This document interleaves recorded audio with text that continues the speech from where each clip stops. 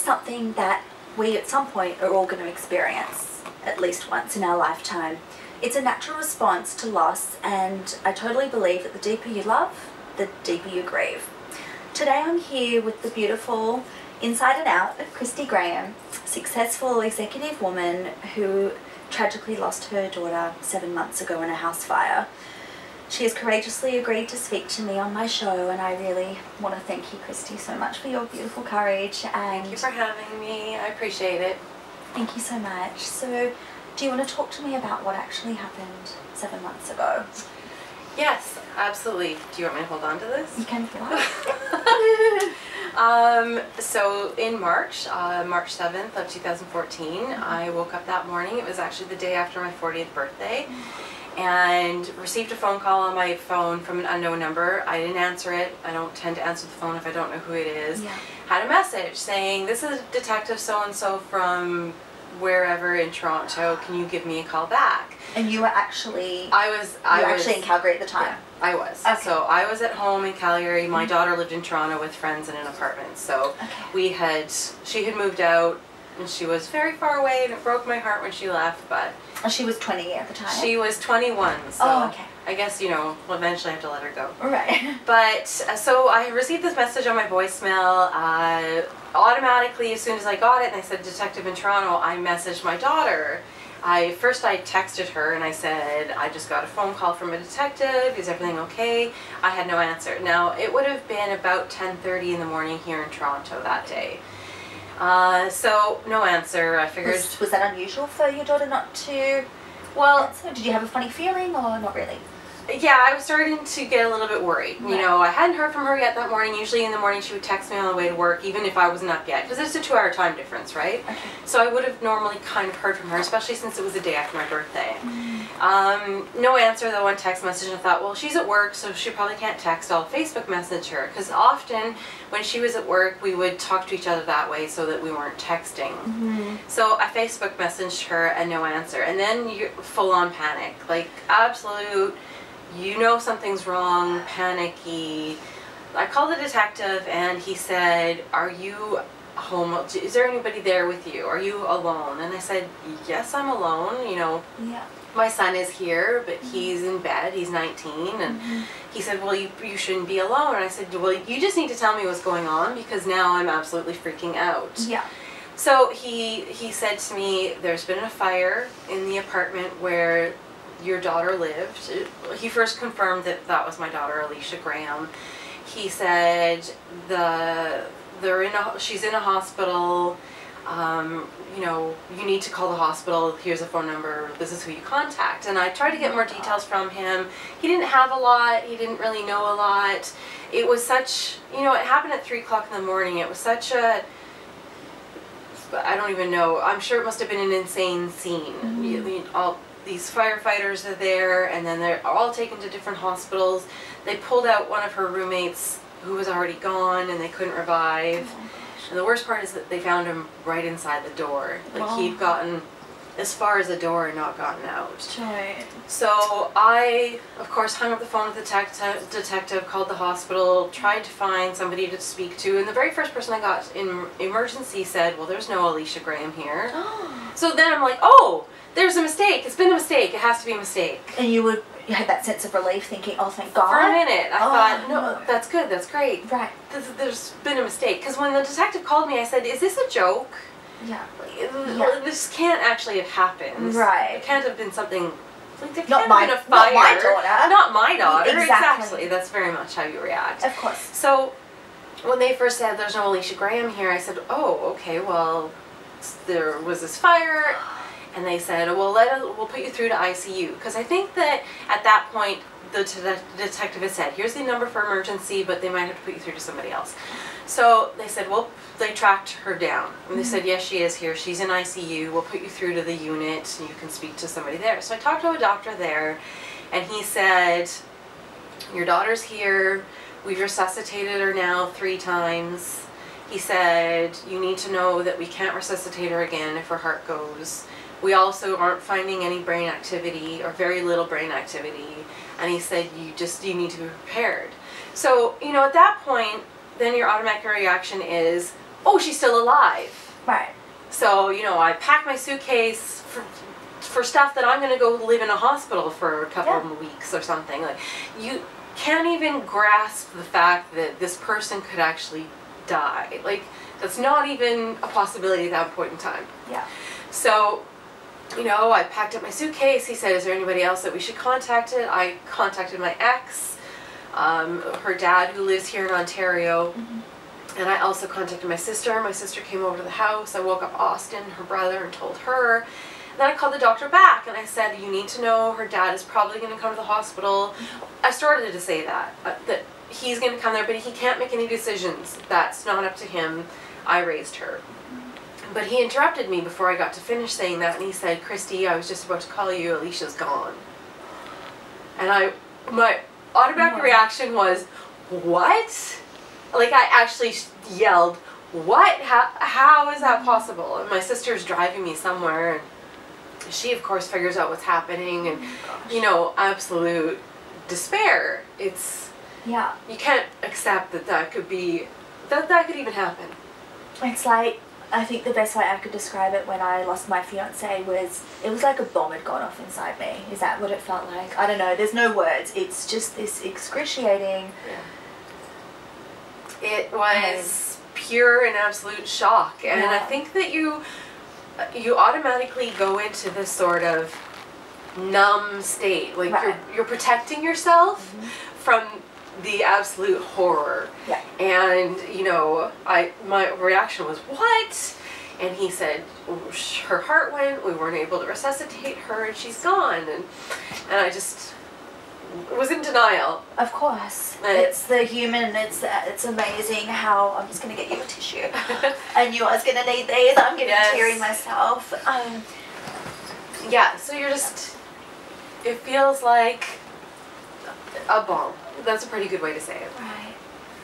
I'm so sorry, hon. I just, I don't know, I think as a mother, it just has to be the worst possible thing that could ever happen.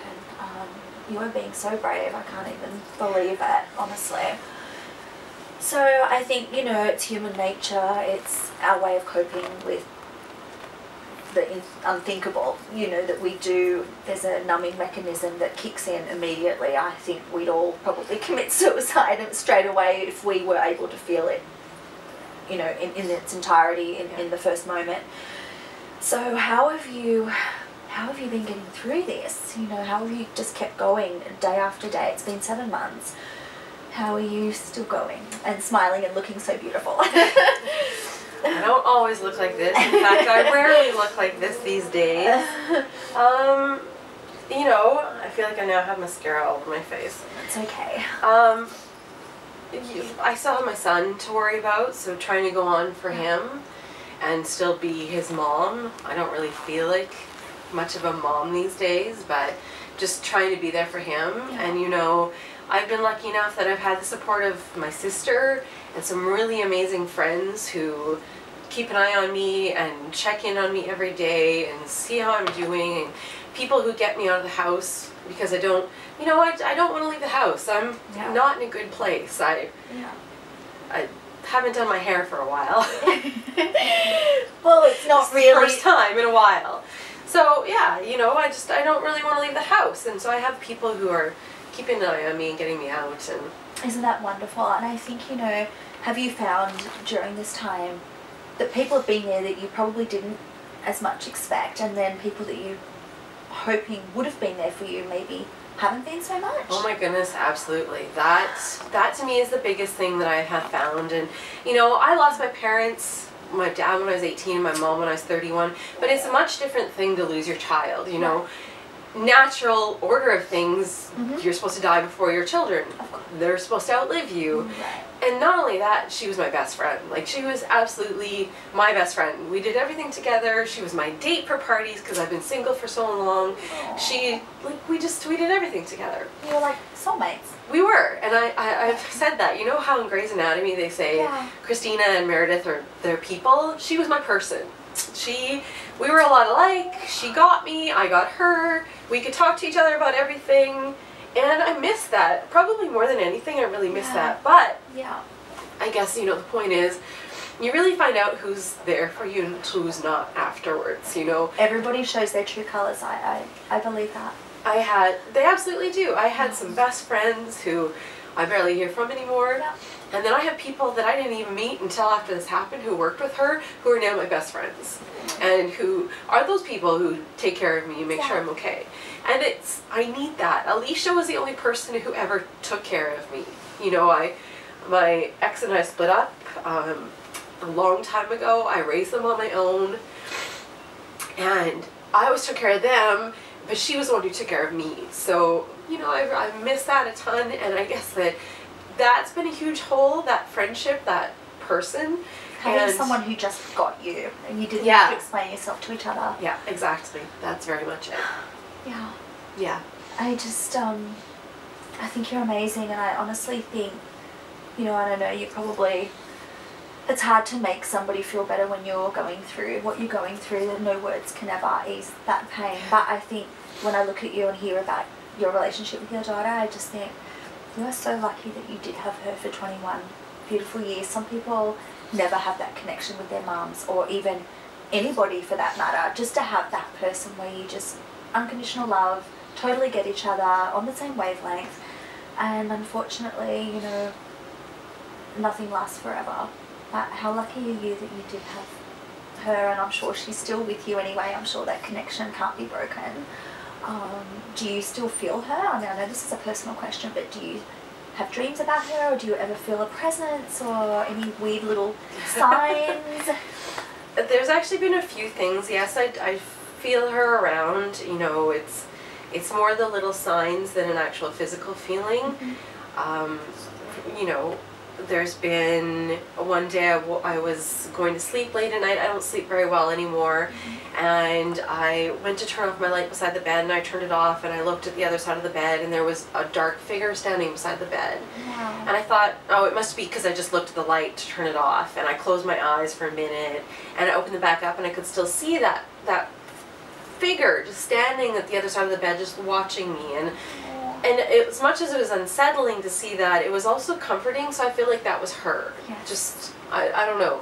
It's funny because you rationalize things. You think, it has to be this, or it's like, you know, my eyes are playing tricks on me, but you do know in that moment, don't you? Yeah, you definitely rationalize things, because nobody ever wants to believe that there could be something after. Yeah. Nobody knows, and there's, you know, there's lots of questions about all of that, but then there's the 1111. So she, and it's funny because I never really noticed 1111, but she would always, every once in a while, she would tweet, or she would say something, 1111, make a wish, and it was like a thing for her. Right. And I found out since then that 1111 is angel hour or angel time or something like that. And I didn't know that before, but I see 1111 all the time now. That is gorgeous. And to me, that's her saying hi. Wow. Well, I know that Doreen Virtue, the angel lady, the American, she's amazing. She works at Hay House, and I've read a few of her books, and she has a whole subject on angel numbers. Yeah. And she totally believes that consecutive numbers like 333 and 1111, and they all have its own specific correlation to the angels. So I have heard that before. So your daughter must have been a wise young lady, and it's funny that you're seeing that everywhere now. That's beautiful. Yeah. She was an old soul. Everybody always said that she was an old lady in this 21-year-old body. And, you know, I can't imagine if this were a different situation. You know, she lived with 3 other people. It was a room, an apartment with 4 people who lived there, and 3 of them died. And, you know, in this day and age, 3 people don't die in fires. And the one person who survived, I know he's had a horrible time, and he's not wanted to be here, and they were all best friends. But then I think of it the other way. If it had been her who had survived and not them, she wouldn't have wanted to go on either. Like, how would she have dealt with that? I think I'll never understand why it happened, but I guess it's happened this way for a reason. Or whatever. I don't know if there's a reason, but it just, there's no explanation for it, you know.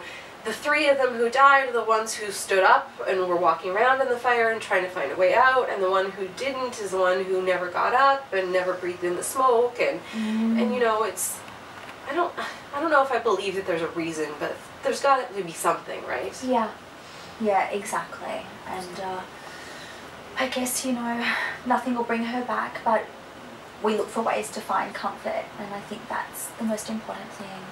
I just want to say thank you so much, and I'm so sorry for what's happened, and I'm sure that she's still watching you and will always hold your hand and be with you. I hope so. I miss her absolutely desperately. I miss my best friend. Yeah. It's, you know, it's hard to look at the future and see what any purpose there is to it. You know, she looked forward to getting married and having babies and, you know, having the whole life that we all look forward to, and now she doesn't have that, and it makes me horribly, horribly sad, but I know that she's around, and I know she's keeping an eye on me, and it'll get better eventually. It will. Yeah. I'm sure time will ease your pain, I'm sure, gradually. I wish you all the best, and thank you so much. Thank you, and check your smoke detectors, people. Yeah, that's actually good advice, especially with winter approaching here in Toronto. Well, that's been a very heartfelt interview. Thank you. Thanks, Kristi, and until next time, I'm Angelena. Take care of you.